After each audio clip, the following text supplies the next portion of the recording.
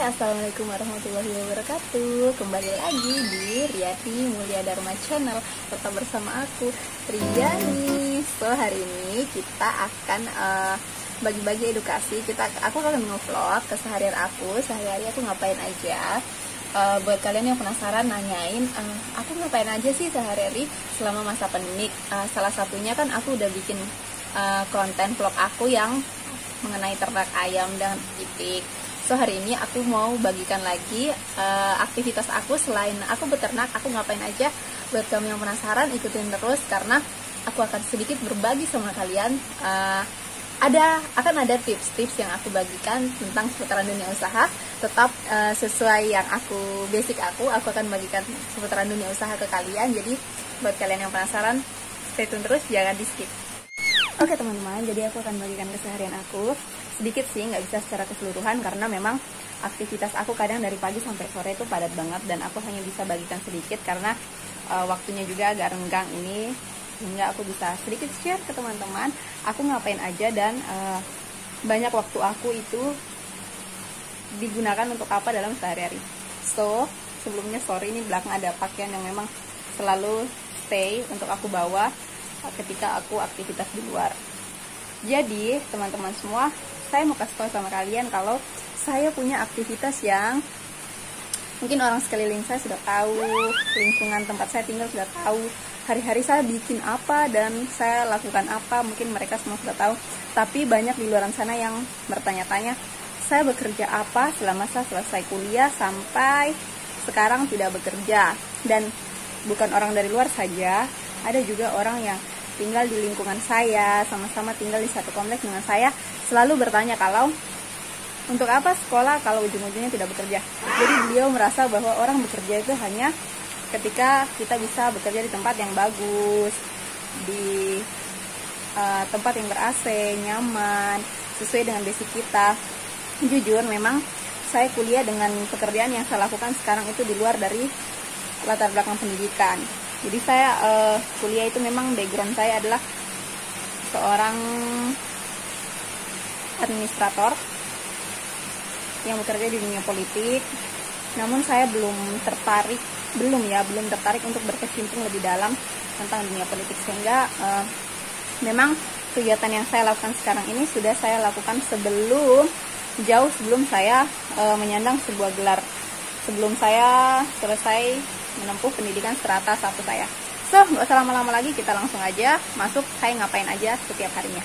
Oke teman-teman, jadi saya mau kasih lihat sedikit ke kalian kalau kebetulan kemarin beberapa hari kemarin maksud saya ada beberapa barang yang masuk di lapak saya. Jadi saya menamai tempat usaha saya ini Riyani Lapak. Supaya apa? Supaya mudah diingat oleh orang. Itu yang pertama, diingat oleh calon customer saya. Kenapa lapak? Lapak itu apa ya? Menurut saya tempat terjadinya transaksi antara pembeli dan penjual, dan bukan skala yang besar karena memang tempat usaha saya ini kategorinya kecil. Cuman saya merasa cukup mampu untuk memenuhi kebutuhan sehari-hari saya.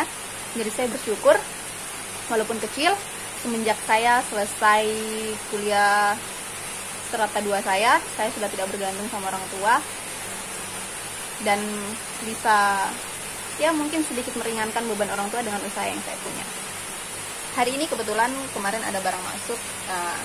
Jadi kalau ada barang masuk seperti ini, saya merangkap untuk ngecek sesuai struknya, terus saya tentukan harganya dan menginput ke dalam sistem. Sejauh ini memang usaha saya masih kecil, skalanya kecil, belum besar. Cuman memang semua bertahap, saya lakukan step by step, satu demi satu, sedikit demi sedikit, sehingga benar-benar terasa. Rekan-rekan, saya hanya mau bilang buat kalian yang mau usaha itu kita nggak boleh serta-merta maksud saya cepat menyerah gitu. Jadi ketika kita mau usaha, kita harus punya jiwa pantang menyerah. Kenapa harus pantang menyerah? Karena memang mentalitas seorang entrepreneur itu benar-benar keras. ketika kita harus dihadapkan dengan customer yang memiliki banyak karakter, memiliki banyak watak yang harus kita hadapi dengan bijaksana, kita harus layani dengan pelayanan yang prima. Kenapa ada yang bertanya kenapa saya terjun di dunia entrepreneur? Sebenarnya gini, latar belakang pendidikan saya memang seorang administrator. Cuman kami di dalam dunia administrator selama saya kuliah, kami itu belajar multifungsi ilmu. Jadi entrepreneurnya kami dapat, dunia ekonomi kami dapat di bidang entrepreneur, dari segi hukum kami dapat, terus dari segi dunia administrasi itu sendiri, politik kami dapat. Jadi memang administrator itu adalah ilmu multidimensi, ya pokoknya segala jenis ilmu kita bisa dapatkan di sana. 80% kita bisa dapatkan di sana.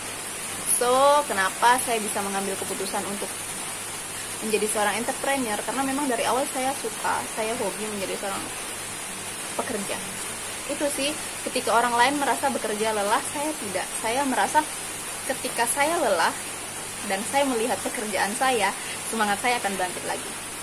Oke teman-teman, jadi ini adalah sedikit barang yang memang baru masuk belanjaan kemarin. Sebenarnya ada beberapa karton, cuman sudah sempat saya cicil, saya buka sedikit-sedikit dan nggak sempat saya vlog tadi karena kalau pagi memang saya agak padat. Ada jam-jam tertentu di mana lapak saya itu sangat padat dan sejauh ini saya masih handle sendiri. Kenapa saya handle sendiri? Sudah sempat sedikit saya bahas di video konten saya yang sebelumnya bahwa mencari karyawan itu tidak semudah memberi gaji karyawan. Karena SDM yang ada di sekitar lingkungan saya masih merasa bahwa potensi lapangan pekerjaan masih terlalu banyak sehingga mereka masih punya kesempatan untuk memilih lebih banyak. Jadi pekerjaan itu tanggung jawab bukan menjadi yang utama.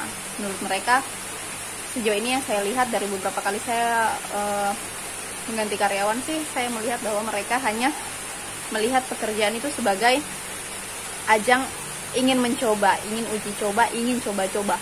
Tapi ketika mereka sudah merasa bosan, jenuh dan sebagainya, mereka memilih untuk out dan tidak bekerja lagi. Sehingga sejauh ini ada beberapa memang yang bekerja kepada saya, cuman tidak saya gunakan setiap hari, hanya di waktu-waktu tertentu saya menggunakan jasa mereka. Sehingga ketika yang pekerjaan-pekerjaan ringan seperti ini ya saya kerjakan sendiri.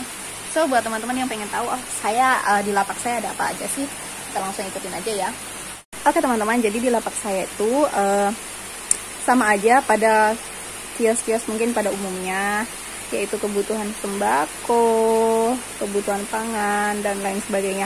Hanya saja di sini saya melihat usaha itu, ini nggak di endorse ya teman-teman, ini benar-benar saya jualan, jadi nggak ada endorse sama sekali. Kenapa sih saya buka lapak multidimensi?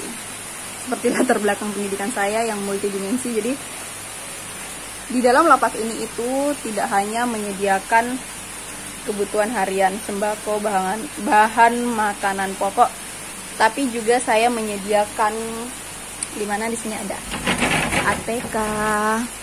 Aduh agak keras ya ininya, pintunya. Ada ATK. Dan juga ada usaha fotokopi.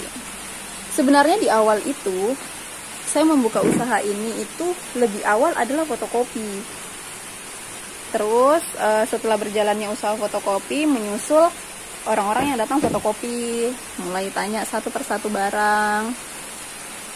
Mereka mulai nanya, ada ini, ada itu, ada ini, ada itu. Oke, saya mulai sediakan satu persatu kebutuhan yang bisa mereka beli sambil menunggu hasil fotokopi mereka. Ini banyak yang kosong karena memang kebetulan hari ini dan besok baru kampas dari perusahaan barang-barang ini masuk.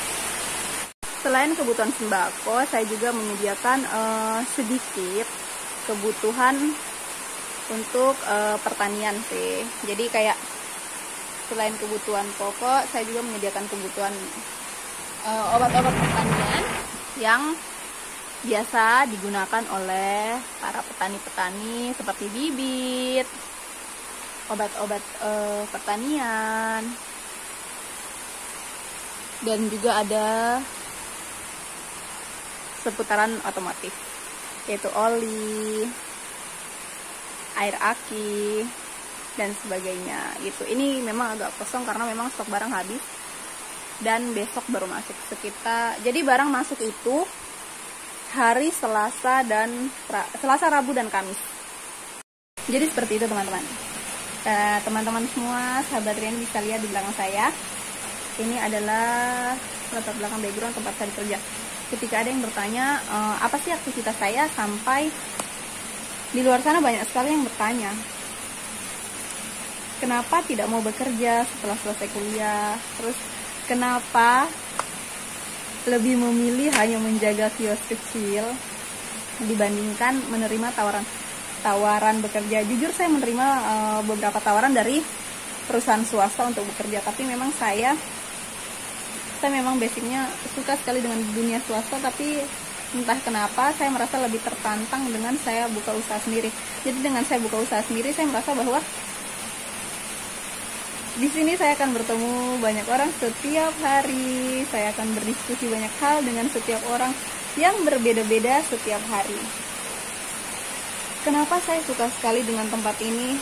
Entah karena saya merasa nyaman dan memang saya hobi untuk dunia usaha, karena tantangannya itu terlalu banyak dan tidak semua orang bisa. Dan ada satu pertanyaan yang memang menurut saya tuh saya suka ketika orang tanya gini, apalagi yang belum ada di lapakmu? Oke, jadi seperti ini tipsnya teman-teman. Ketika kita membuka usaha, kita jangan hanya terfokus pada satu jenis usaha. Kenapa? Satu jenis usaha itu kita tidak pernah tahu banyak problem yang akan kita hadapi, seperti mungkin gejala alam, terus permintaan pasar yang sudah tidak mumpuni, selanjutnya mungkin kualitas manajemen dan market kita kurang baik, kurang tepat, sehingga saya lebih memilih untuk selalu menyediakan apa yang menjadi permintaan dari pasar, di mana masyarakat yang belanja selalu menanyakan ada ini, ada itu, ada itu. Dari mulai hal yang saya beli mungkin 1 pieces, 2 pieces, 3 pieces, lama-lama sekarang saya sudah bisa mendistribusikan tingkat kartonan, bukan lagi pieces tapi sudah ke tahap kartonan. Jadi kesimpulan apa sih? Jadi kayak ya udahlah, jalani aja apa yang diminta oleh pasar, kita cukup sediakan. Kita nggak usah terlalu muluk-muluk, saya usahanya pengen paten nih, yang ini aja, nggak bisa. Jadi kita harus mengikuti selera dan permintaan dari konsumen kita. Kita nggak bisa yang mengikuti selera kita, mengikuti kesukaan kita. Jadi kayak saya maunya usaha ini, tanpa kita melihat pasar itu bagaimana sih, apakah pasar itu menerima keberadaan kita, apakah lingkungan kita terima dengan keadaan kita. Dan kita harus berpikir, ketika kita menjadi seorang entrepreneur, kita harus berpikir untuk satu langkah lebih maju dibandingkan yang lain. Jadi ketika si A menggunakan manajemen market yang seperti ini, yang si B seperti ini, jadi kita harus selangkah lebih maju, strategi market kita tuh lebih maju. Bagaimana caranya? Itu pasti sudah dimiliki masing-masing oleh setiap yang mempunyai usaha. Buat kamu yang mau punya usaha, sekali lagi saya mau bilang, kita jangan mudah menyerah, harus nikmati usaha itu banyak tantangannya. Kita bisa bertemu banyak orang, kita bisa selalu mempunyai ide-ide kreatif, inovasi-inovasi yang baru, yang fresh untuk memperbarui market-market usaha kita lagi. So buat kami yang penasaran, yang selama ini nanya-nanya aku kerja apa, salah satu jenis usahaku yang ini. Kalau yang ternak kemarin itu hanya untuk mengisi kekosongan di masa pandemik. Masih ada beberapa jenis usahaku yang lain, termasuk diantaranya adalah saya memang lagi gencar-gencarnya untuk hobi banget, lagi suka sekali untuk mengumpulkan kepingan-kepingan logam mulia dan investasi lain di luar itu. Sebenarnya untuk teman-teman sahabat Riani semua, kalian mau investasi apa saja, Pasti bisa ketika kalian mempunyai pendapatan yang cukup. Jadi bagaimana cara kalian mengelola dan mengatur keuangan itu sehingga kalian bisa mendapatkan income di atas dari target, yang dimana kelebihan itu bisa kalian investasikan. Jadi anggap saja apa yang kalian investasikan itu adalah bonus nilai lebih yang memang kalian siapkan untuk proses jangka panjang. Jangan menginvestasikan sesuatu ketika memang hidup kalian masih pas-pasan, karena akan sulit. Jadi memang aturlah manajemen keuangan kalian dengan baik. Atur dengan baik dengan tujuan supaya kalian punya tabungan masa depan, tabungan jangka panjang. Tidak hanya punya satu jenis usaha, tapi dia bisa merambah kemana-mana. Usaha kalian bisa melebarkan sayap menjadi lebih dan lebih setiap harinya. Seperti itu. Mengenai investasi nanti saya akan bahas lebih lanjut. Saya akan bikin vlog lebih lanjut lagi tentang seputaran dunia investasi dan investasi apa saja yang saya jalankan saat ini. Ingat, jangan sampai teman-teman dan sahabat Riani semua tergiur dengan yang namanya investasi bodong, di mana investasi itu kita merasa ya sudah, saya menanamkan uang saya tidak perlu bekerja, saya akan menerima hasil. Tidak, investasi yang sehat itu tidak seperti itu. Investasi yang sehat adalah mereka yang melibatkan kita sebagai investor dalam dunia marketnya mereka. Kalian bisa investasi di sektor apa saja. Sekarang sudah banyak trending kayak investasi di Oke, sekali lagi buat teman-teman, perhatikan baik-baik ketika teman-teman mau investasi. Jangan lantas langsung percaya. Lihat dulu rekam jejak dari investasi itu, jenisnya seperti apa, sistem kerjanya seperti apa. Yang pasti tidak ada investasi yang sehat kalau mereka hanya memaksa kita menanamkan modal, namun pure mereka yang kelola. Tidak, investasi yang sehat adalah investasi yang dimana mereka melibatkan investornya dalam pengelolaan manajemen dari usaha yang kita tanamkan modal kita. Oke, thank you for watching sahabat Riani semua yang sudah nonton video ini. Semoga memberikan edukasi, memberikan inovasi dan inspirasi untuk teman-teman bisa menjadi seorang entrepreneur, bisa menjadi seorang yang lebih baik dari hari ini. Jadi semaksimal mungkin agama saya mengajarkan bahwa jadilah lebih baik hari ini daripada hari kemarin, dan hari esok menjadi jauh lebih baik daripada hari ini, agar kamu tergolong dalam orang-orang yang tidak merugi.